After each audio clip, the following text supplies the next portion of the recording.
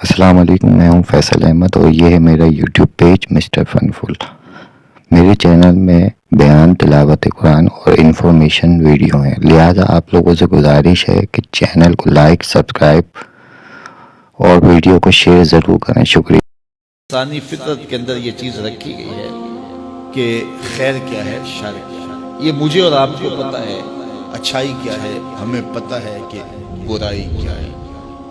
تو ہر شخص کے اندر مفتی بیٹھا ہوا ہے، وہ میز کے اوپر سے رشوت لینے لگے یا میز کے نیچے سے پیسے پکڑنے لگے، اندر گھنٹیاں بجنا شروع ہو جاتی ہیں، تم غلط کر رہے ہیں۔ دیوار رکھتے ہوئے ہمسائے کی 2 انچ دبانے لگے تو ضمیر آوازیں دیتا ہے کہ تم غلط کر رہے ہیں۔ یہ اندر مفتی ہے جو فتوے دیتا ہے۔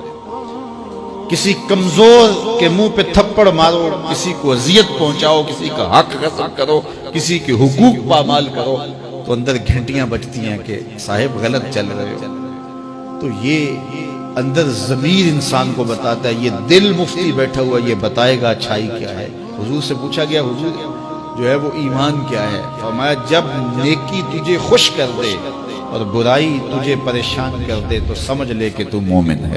ہاں کبھی ایسا بھی ہوتا ہے کہ اندر مر جاتا ہے، ضمیر مردہ ہو جاتا ہے، پھر گناہ کرنے کے باوجود بھی انسان کچھ محسوس نہیں کرتا، اور یہ بدترین کیفیت ہوتی ہے کسی شخص کی۔ پھر نہیں پتہ چلتا کہ وہ اچھائی کر رہا ہے اور برائی کر رہا ہے۔ وہ مکر و فریب اور دجل و تلبیسات کے رنگ جمانے کے بعد بھی اپنے ساتھیوں سے داد وصول کر رہا ہوتا ہے کہ میں نے حد نہیں کر دی، میں نے کمال نہیں کر دی۔ وہ جھوٹ کو بھی آرٹ سمجھ لیتا ہے، فن سمجھ لیتا ہے، وہ مکر و فریب کو بھی اپنی فنکاری تصور کرنے لگ جاتا ہے۔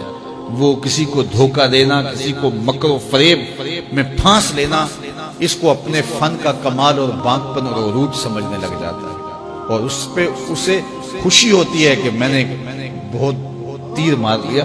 تو ہمیں اچھائی کی طرف اپنے آپ کو راغب کرنے کے لیے اپنا محاسبہ ضرور کرنا چاہیے۔ ہر شخص کو اپنے خاندان، اپنے بچوں کی تربیت کا اہتمام کرنا چاہیے۔ اگر سارے افراد خانہ بیٹھ کر کے پلاٹوں کی، کوٹھیوں کی، گاڑیوں کی باتیں کریں گے روز تو حفظ دنیا پیدا ہوگی، ہرس پیدا ہوگی۔ اور اگر روز بیٹھ کر کے آپ اطراف کی اور لوگوں کی برائیوں کا ذکر کریں گے تو نفرتوں کے بیج روحوں کے اندر لگ جائیں گے، جو کبھی تناور درخت بن کر کے زندگی کی ساری توانائیوں کو چھین لیں گے۔ اور اگر ہم اپنی برائیوں اور کوتاہیوں کا جائزہ لیں اور اچھے اخلاق اور اچھے کردار کی نشأت کے لیے ہم کوشاں ہو جائیں تو ہماری یہ کوشش ضرور برآمد ہوگی اور نتیجہ خیز ہوگی، اور اچھا خاندان اچھے معاشرے کی تشکیل کا ذریعہ بنتا ہے۔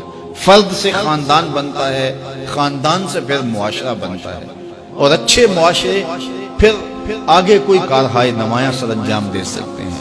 تو دور موجود کے اندر جہاں ہم اپنے ہمسایوں سے، رشتہ داروں سے، اپنے ملنے والوں سے، معاشرے میں، چلتے ہوئے بازار میں، گزرگاہوں میں لوگوں کے ساتھ رویے، تلخ جملے اور جو ہمارا انداز تکلم ہوتا ہے، یہ ہمارا دین کیا کوئی بھی صائب معاشرہ اس کی اجازت نہیں دیتا۔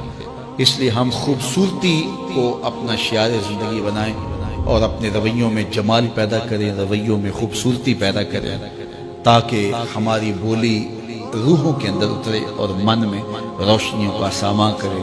عدم برداشت کے کلچر کو ختم کر کے برداشت کے ماحول کو پیدا کریں، حیا باختگی کے ماحول کی بجائے حیا کی کوپلیں پھوٹیں، اور آنکھوں میں، رویوں میں، انداز تکلم میں اور انسان کے دیگر امور زندگی کے اندر حیا اور خوبصورتی کے لہجے پیدا ہوں۔